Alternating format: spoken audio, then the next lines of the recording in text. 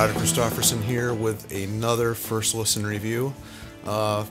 Just got done checking out the new album from Rolling Stones entitled Hackney Diamonds, and was not going to get this one. I heard the release of it, and quite honestly was not that excited about it, not going to lie. I heard the first single though, and I thought, you know what, kind of like that song. It's actually pretty good.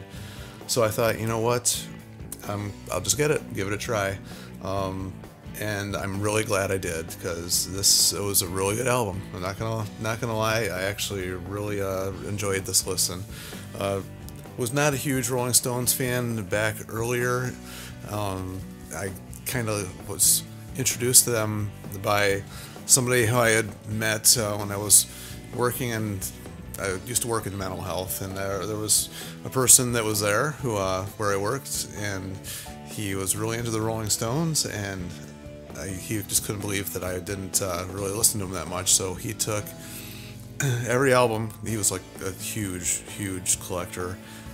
Took everything he had and recorded everything he owned on cassette and gave it to me, and I had to listen to every bit of it, and I got it. I understood why he liked Rolling Stones. So I was given a bunch of bootleg tapes, copies and stuff, and got me into the Stones. I actually started like realizing what I had missed there. I really liked the stuff from the 70s, late 60s, all the 70s, and started kind of losing me a little bit again in the 80s. So a lot of their later stuff I didn't like, and that's kind of why I wasn't too eager to get this one.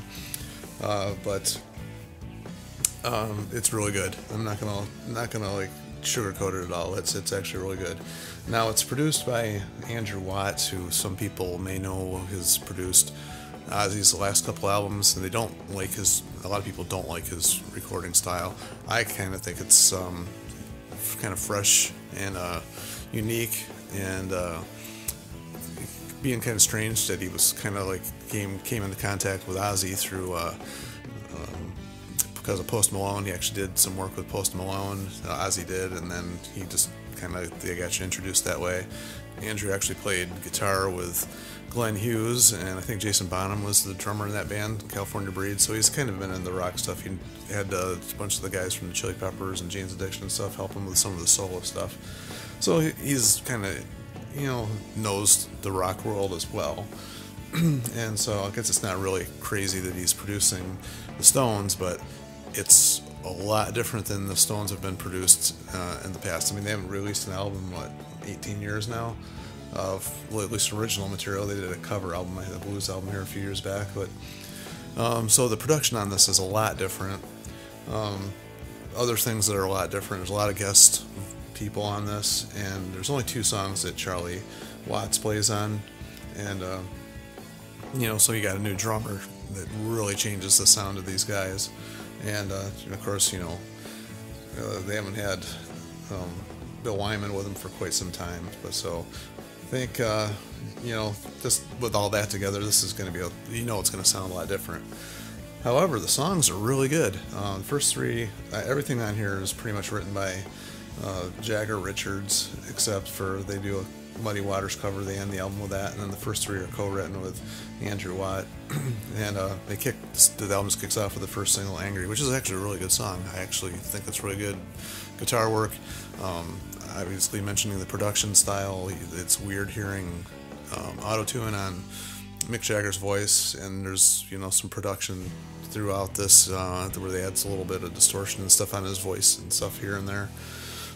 And I don't know. It's a little bit getting used to when you first hear it, especially the drums being a lot different. It really changes the whole sound of the band. The whole rhythm section's different pretty much, so that really changes it up. So the first couple songs are rocking, and then it gets into a slower one called Depending on You, which is actually a really good song. I can't think, none of these songs are really bad. They're all really good. I got Elton John playing on a couple of them. You got Lady Gaga doing some background vocals towards the end of the album here. Paul McCartney's playing bass on one of them. Stevie Wonder's playing on the same keyboards and piano on the same song that Lady Gaga singing, that Sweet Sounds of Heaven. And, a lot of cool guests on this, and It really is more like kind of an all-star event, I guess, at that point, but it still sounds, once you get listening to it, it still sounds like the Stones. There's a song on here, I'm not going to go over every single one here, because a lot of the first, like 9 of them, pretty straightforward. A couple slower ones, and the one I was going to mention here, 6, is called Dreamy Skies. It's a kind of a little slow acoustic type song. And that's the one where they use a little bit of distortion and Mick's voice, and I think personally that would have sounded a little bit better if they hadn't done that. Because Mick's got a voice that's very unique. He's got a style. He's not like 8 octaves of vocals or anything like that. But he's got a certain style that he does well, and that's why they're as big as they are, because they have a style that people like. And so I don't know. I didn't care for the effect, but I did like the song. And then you got the 2. Mess It Up and Live by the Sword, the ones that Charlie played on. And those are pretty cool songs. Those are really good songs, actually. It's probably the 2 best songs on the album. I'm thinking about it. Angry was actually pretty good too, but those 2 really, really were good. And then Driving Too Hard, another straight ahead rocker. And then track 10 is where things start to get a little weird towards the end of the album. You got, you always have to have one with Keith singing on it. And luckily it's a fairly short song, because I don't care for Keith's voice. The song was decent, but I mean, this is probably the best Keith's ever sounded, so I guess Andrew did a pretty good job there. Sorry I'm busting on him, but I don't care for his singing too much. Love his style, love his guitar playing, but I don't care for the songs that he sings, quite personally. And then we get to track 11, which is one that Lady Gaga guest vocals on.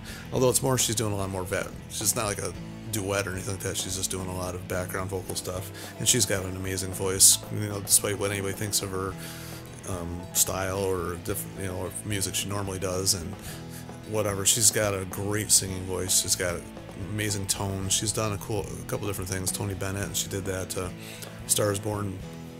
It was more country, and I think she had an album that was mostly kind of country style too, so she can really cover a lot of stuff. I mean, she did the song with Metallica here a few years ago. Not recorded with them, but she did a performance of it. And so, I mean, she's got a really good voice. I know I'm really building her up here, but she really does sing well. And you kind of it's kind of a gospel-y type song. So, I mean, if you're into that, it's a really long song. 7 minutes, 22 seconds long, really long. But it's a cool song. And then they end with a cover of Muddy Waters' Rolling Stone Blues, where got Mick playing a little bit of harp at the end there, and that's just kind of how it ends. So overall, I don't know, I think it's probably one of the, I would say it's probably, I'm going to go out on a limb here and say it's the best thing they've done since the 70s.